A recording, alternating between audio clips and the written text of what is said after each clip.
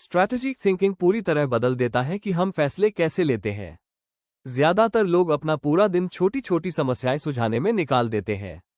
कोई इशू आया, सॉल्व किया, फिर अगला इशू, फिर सॉल्व, इसे कहते हैं टैक्टिकल थिंकिंग। लेकिन टैक्टिकल थिंकिंग आपको एक ऐसे लूप में फंसा देता है जहां आप बस आग बुझाते रहते हैं। अब जरा सोचिए, आप चेस खेल रहे हैं। एक बिगिनर सिर्फ अगली चाल देखता है, लेकिन एक ग्रैंड मास्टर पैटर्न्स देखता है, पोजीशन समझता है और 20 चाल आगे सोचता है। यही है स्ट्रैटेजिक थिंकिंग, और यही रूल जिंदगी पर भी लागू होता है। स्ट्रैटेजिक थिंकिंग का मतलब है हर रोज की छोटी प्रॉब्लम से थोड़ा पीछे हटकर बिग पिक्चर देखना। प्रॉब्लम पूछने के बजाय इसे कैसे सॉल्व करूं, स्ट्रैटेजिक थिंकर पूछता है ये प्रॉब्लम बार बार क्यों आ रही है। आज का काम पूछने के बजाय आज क्या करूं। स्ट्रैटेजिक थिंकर पूछता है 5 साल बाद मुझे कहां होना है। और सबसे पावरफुल बात, स्ट्रैटेजिक थिंकिंग कोई भगवान की दी हुई गिफ्ट नहीं है। ये एक स्किल है जो डेवलप की जा सकती है। स्ट्रैटेजिक थिंकिंग एक मसल की तरह है। हर बार जब आप रिएक्ट करने से पहले रुकते हैं, लॉन्ग टर्म कॉन्सिक्वेंसेस सोचते हैं, पैटर्न्स देखने की कोशिश करते हैं, आप अपनी स्ट्रैटेजिक मसल को स्ट्रॉन्ग बना रहे होते हैं। सक्सेसफुल लोगों और बाकी लोगों में असल फर्क लक या टैलेंट का नहीं होता। फर्क होता है वे स्ट्रेटेजिकली सोचते हैं। वे लाइफ पर रिएक्ट नहीं करते, वे लाइफ डिजाइन करते हैं। वे प्रॉब्लम्स सॉल्व नहीं करते, वे प्रॉब्लम्स को होने से पहले रोकते हैं। वे अपॉर्चुनिटीज का इंतजार नहीं करते, वे अपॉर्चुनिटीज क्रिएट करते हैं। Chapter 1, personal strategic analysis. अब इस स्ट्रैटेजिक लेंस को खुद पर लगाए।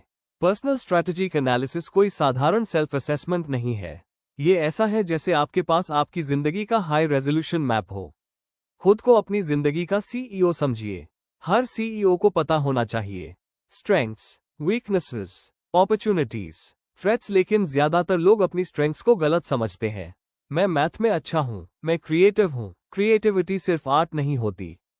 क्रिएटिविटी मतलब जहां दूसरों को प्रॉब्लम दिखती है वहां सोल्यूशन देख पाना। मैथ सिर्फ नंबर्स नहीं है।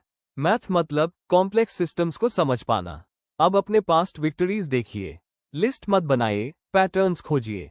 क्या आप इसलिए जीते क्योंकि आपने अलग सोचा, आपने ज्यादा देर टिके रहे, आपने आइडियाज कनेक्ट किए जो दूसरों ने नहीं देखे?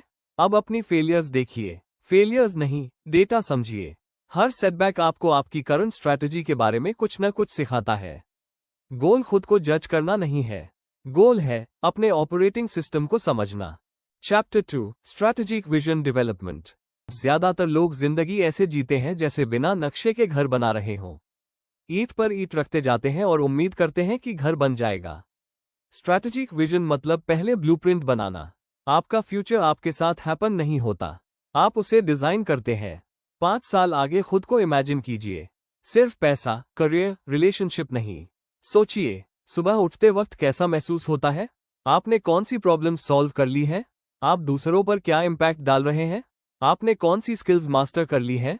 अब बैकवर्ड्स चलिए। अगर ये डेस्टिनेशन है तो 1 साल बाद क्या होना चाहिए?